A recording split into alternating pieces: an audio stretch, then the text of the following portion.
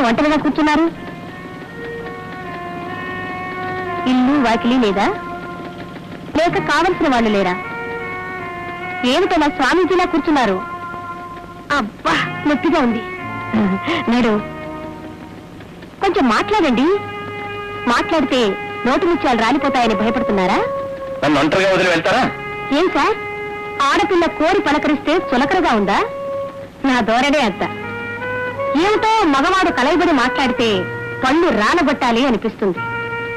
ఎవరి దగ్గర నా అంతట నేను ఇలా కల్పించుకుని మాట్లాడింది లేదు. మీరెవరో నాకు తెలియదు. చూస్తుంటే ఏదో పెద్ద కష్టంలో ఇరుక్కున్నట్టున్నారు. ఏమై కరెక్ట్? కరెక్ట్. సినిమా వెళదామా? ఏమిటి అలా గాబరా పడిపోతున్నారు? సినిమా తీయడానికి కాదు, చూడ్డానికి. మొట్టమొదటిసారిగా ఈ అనిత సినిమాకు పిలిచిన మొదటి మనిషి మీరే. మీ పేరు తెలుసుకోవచ్చా? కాళీ. Kali, good name.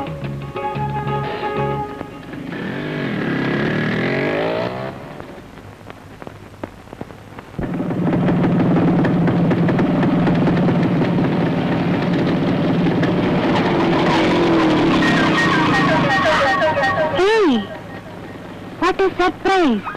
ఎవరు నువ్వు? ఎందుకు అడుగుతున్నావు? ఇన్ని ఏళ్ల నుంచి ఈ ఊళ్ళోనే ఉంటూ నిన్ను నేను చూడలేదంటే ఆశ్చర్యంగానే ఉంది.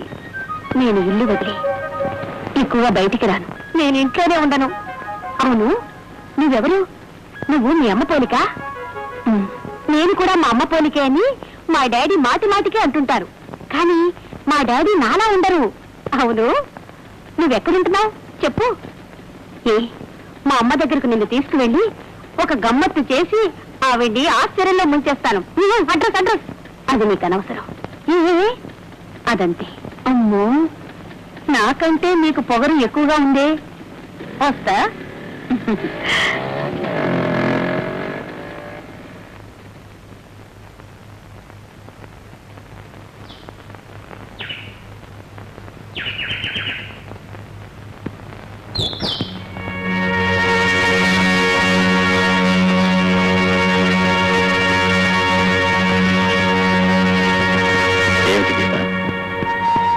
నేను చెప్పేది దయచేసి వింటారా?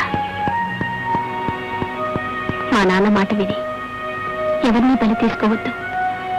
దాని మూలంగా మీ యొక్క అనాథ అయిపోతుంది. ఆవిడ అనుభవించింది చాలు. మీరైనా ఆవిడ్ని సంతోషపెట్టండి. కుదిరితే మీరు చదువుకున్న పిల్లనే పెళ్లి చేసుకోండి. మీ పిల్లల్ని చూసుకుంటూ మీ అక్కయ్య సంతోషంగా ఉంటుంది. ఏమంటారు? నేను చెప్పాను, తర్వాత మీ ఇష్టం. వస్తాను.